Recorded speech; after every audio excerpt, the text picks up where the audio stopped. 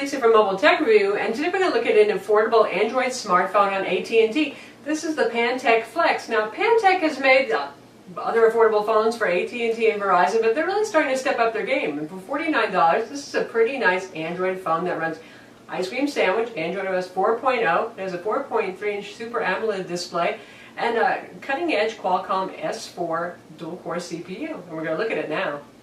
So the Pantech Flex will be available September 16th for $49.99 with contract.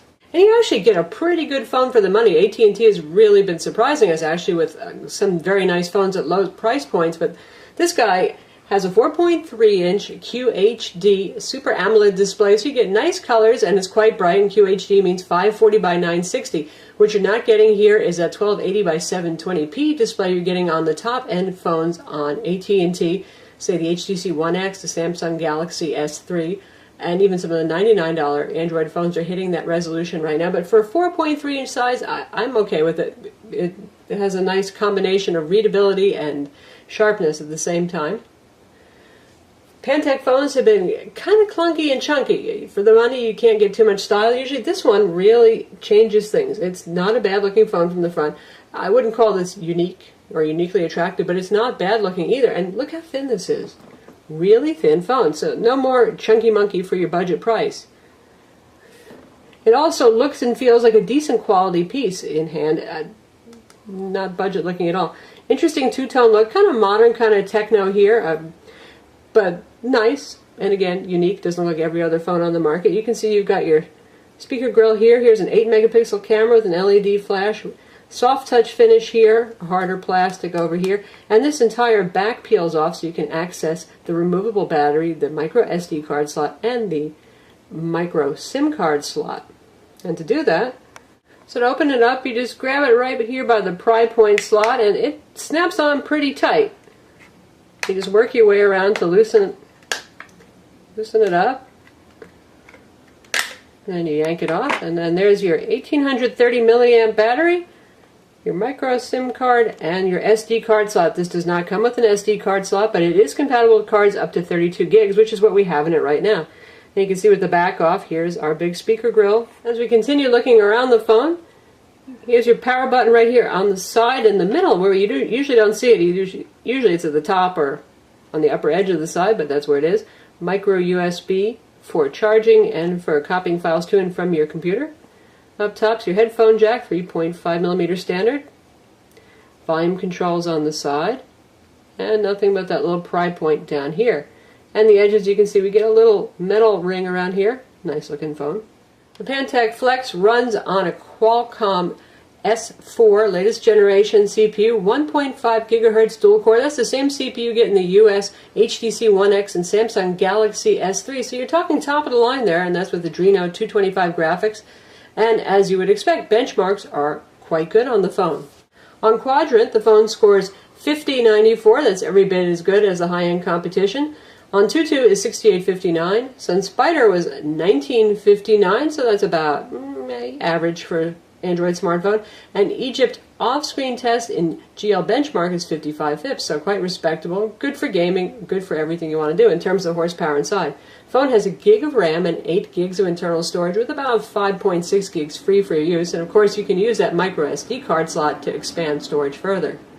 The phone has dual-band Wi-Fi 802.11bg, that's a nice feature. It has Wi-Fi Direct and DLNA for wireless streaming of media, and it can act as a mobile hotspot for your tablet, your notebook, whatever it is you need. It also has Bluetooth, and it has a GPS. And it comes with the usual slew of AT&T applications, AT&T Navigation, AT&T Family Maps, as well as Google Maps, Google Navigation, and all the usual stuff you'd expect to find on a smartphone today. Phone runs Android OS 4.04 Ice Cream Sandwich. No word on whether it will get Jelly Bean. For this price, don't be expecting upgrades. Most likely, I'm guessing not, but we'll see. The phone has a front video chat camera you can use with Skype or the video calling application of your choice, and an 8-megapixel camera on the back that actually takes some pretty decent photos and video. Really what sets the Pantech apart is this is the newbie-friendly phone. It has an option for user interface here. We have this not really, customized version of an Android interface right here with our usual home screens, widgets, that kind of stuff. And if you tap there, you can bring up your icon drawer. Now this is customizable in multiple ways, but first I'm going to show you what I mean about the newbie friendly feature. If we go to settings, you see change user experience right here, and we can switch between Pantech Easy Experience and look at a video about it, or just use standard Android. So we'll switch to Easy interface, which features, notice, no swirling home screens. Gosh, that might be too confusing for some people, huh? That's the idea. Everything gets a little bit bigger, easier to see. You got your clock, you got your weather over here. We haven't set our location yet. And a menu that takes you to various functions on the phone. So it's usually limited, it's usually simplified. And if you want to get to all your applications, there's something called shortcuts here, and we have giant buttons. So they've got a couple of apps here and here, and you can add more of the pre-installed apps on. I'm not sure that's so newbie friendly. Not showing people all the apps on their phone, maybe not so much a good idea. But there it is. And now we've gone back to normal Android land here, and again we have all of our widgets back and our shortcuts. And if you take a look at all applications, you can see how they've customized. This is sort of like LG's UI, where you have options of creating different dividers here. By default, we've got apps, which has, well, all of our apps right there. Standard side swiping navigation. You see this down here? This says groups. By default, it creates one called downloads, so you can look at everything you've downloaded, or you can set this up alphabetically as well. And you can create your own groups and customize it, or just kind of leave it the way it is and always look at just the apps view if you want a more standard Android experience. And if we look at alphabetical, it actually has alphabetical dividers. And if you want to customize the experience, there's an edit button down there. And you can also use that to delete any application that is deletable on the phone. This down here is pretty much your standard Android user interface strip. You can either have the menu button down here or up top, depending on who's been customizing Android lately. But this is standard, so we don't have any hardware buttons. And we've got shortcuts here to commonly used applications. And you can put your own shortcuts there, it's reminding you. So that's what Pantech's done with the Android user interface. Not so bad. And their lock screen is also customized. We've seen this on their Android phones before. And you can see you can just drag these applications here to the center. So we want to go straight into camera. We just drag it there. It says OK. And it will launch the camera. Here we are taking a look at our cat right now, chilling on the windowsill. And you can see that. And if you tap over here, you've got a whole wealth of other settings. Pretty nice stuff. GPS location, shutter sound, review screen, various exposures, shooting modes, color effects, more options. So not bad at all. And in terms of shutter speed, not super duper fast, but not too bad. And we're in standard, not HDR shooting mode right now. And we just switched over to video mode to shoot a video of our darling cat. And here are options for that. And we can go all the way up to full HD 1080.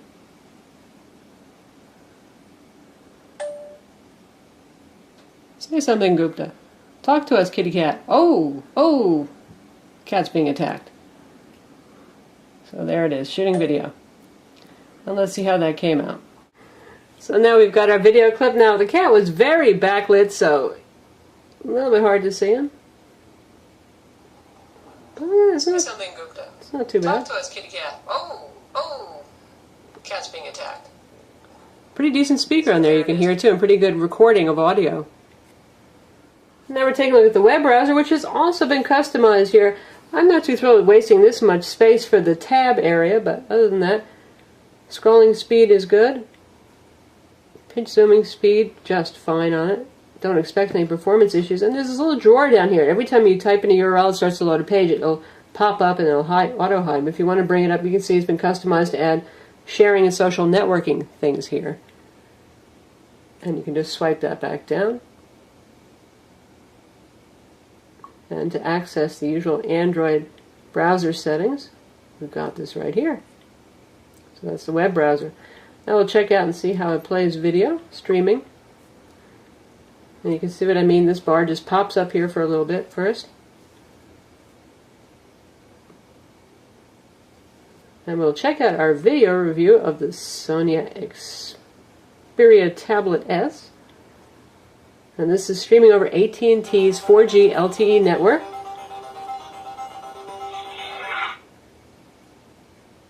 Today we're going to look at the Sony Xperia Tablet S. And popping out to full screen. Once again, pretty good speaker on it. Most notably, it keeps that kind of wedge Good streaming performance, well behaved. Sony Tablet S cool, but it gets a lot thinner. And now we'll check out 1080p video playback with a high-quality MPEG-4 trailer. One thing about Super AMOLED screens, you do get very vivid colors.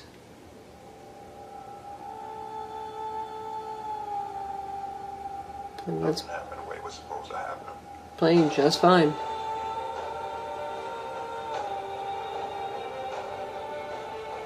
Works great. Now, beyond the usual bevy of AT&T applications like Navigator, Family, Maps, Yellow Pages, Mobile, we have the standard suite of Google software here. Google Maps, YouTube Player.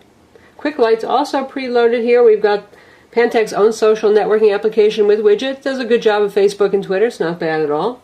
Google Play Music's on board, of course. We've got Net Media, which is Pantech's DLNA streaming on here. And we have Pulse preloaded, which is very graphical newsreader. I like it a lot on tablets. I'm not so much big on it for the smaller screen of a phone, but hey, you may like it just fine. And we have Pill Reminder here. Interesting, funny preloaded application to have, but, well, it's there. We also have AT&T Radio on board and AT&T Live TV, which is their streaming service for a monthly fee. You can watch on-demand and live TV shows. Call quality on the phone is good. It's not as stellar as the HTC One X and the Galaxy S3 or even the Motorola Atrix HD, which are the top voice phones on AT&T, but conversations are clear. You don't have to work hard to understand anything, just not super crystal clear and really, wow, full. But it gets the job done.